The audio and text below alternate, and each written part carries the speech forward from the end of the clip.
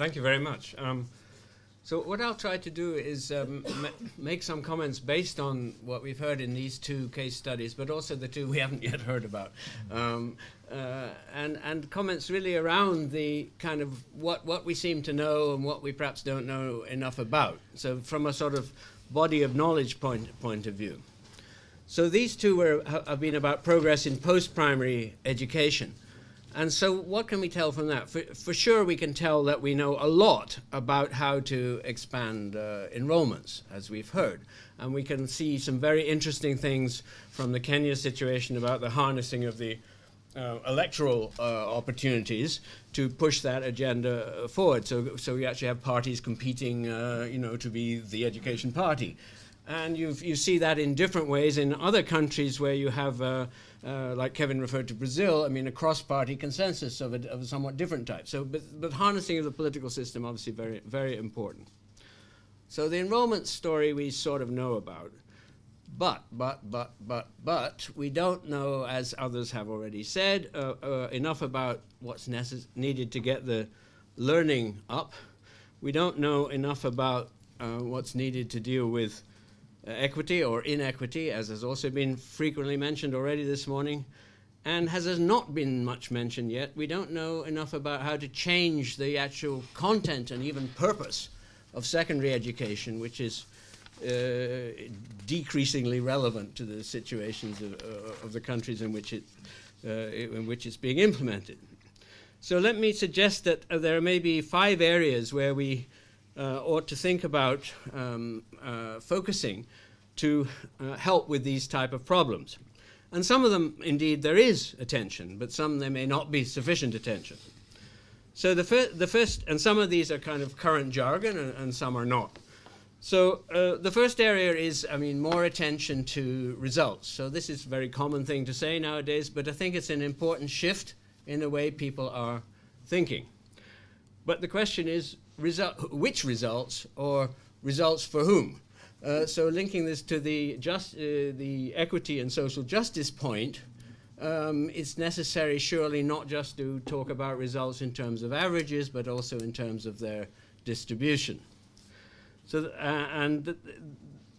so this is very important, and it is sometimes linked to, increasingly linked also to financing, and not just external financing. You find say in a country not discussed here, but say in Ethiopia, you find this very interesting decentralized results-based financing at the provincial level, and so on. The second thing, so results is the first. The second thing is inputs. We shouldn't forget about inputs just because we want to focus on results. So dollars or money have been already touched upon. I won't say more about that. And obviously there's a lot of attention to that, both to getting the levels up and also to how you actually use the funds, the actual mechanisms you use to try to produce results. Teachers have been very much stressed in these studies, and that's absolutely right, and also, of course, in things like such as the recent GMR and so on. But there are some things that one would have thought would be important on the input side, but don't seem to be getting sufficient attention in my view. One is the extremely obvious learning materials. This issue has been with us forever, and still many children don't have access to things that they to read in languages that they know. The second is the curriculum itself, and there are all sorts of indications, not only about its need to reform its relevance, especially at the secondary level, but also about to underload it, if you like, that there's too much in it. Kenya being actually a classic case of that. It's just, it's impossible to ask these children to know all these things. It's just not reasonable. And then a final thing, which has also got completely lost in all this focus on, in all the current focus, is on the fact that we are talking here about children. And children need to play, and they need to do things like that. They shouldn't just be having to learn chemistry. And so that aspect has also got completely lost, I think, in all of this. So here's some things on the input side.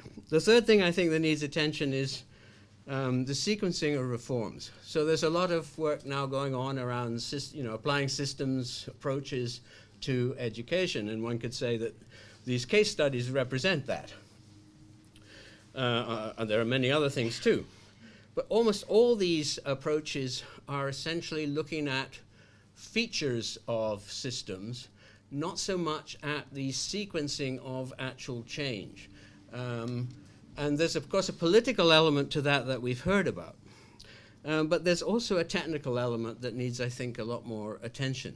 So, I mean, if we've got, suppose we use these systems approach now being put in place by the World Bank with this Saber system. So if you've got a country which has got, is somewhere at different points on their scale and according to different attributes, that doesn't actually tell you which one to start with. It doesn't really tell you anything about that at all. You can say, well, we'd like to have them all at the highest level, but that's probably not feasible. So actually, which ones matter, which ones don't? That whole question, what order should you go in? That whole question is not getting, I think, sufficient attention. The fourth area, which may be partly because where I work, we're very involved in this, has to do with innovation in education, but especially, I would say, in this context at the secondary level. I mean, these things are not going to be solved. The relevance, etc., is not going to be solved. The equity issues are not going to be solved without much more innovation at secondary level, well, at all levels, but especially at secondary level.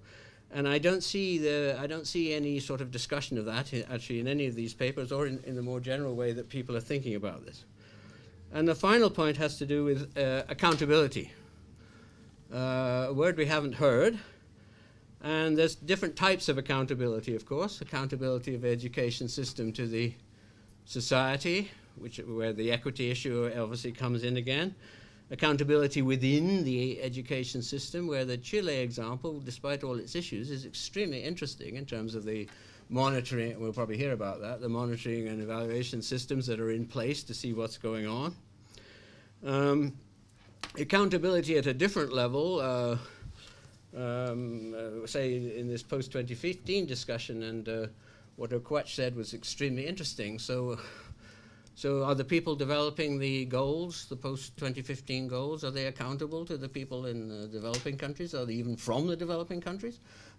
Questions of this type need a lot of attention, I think. So I will stop there. Thank you very much. Nick, thank you very much.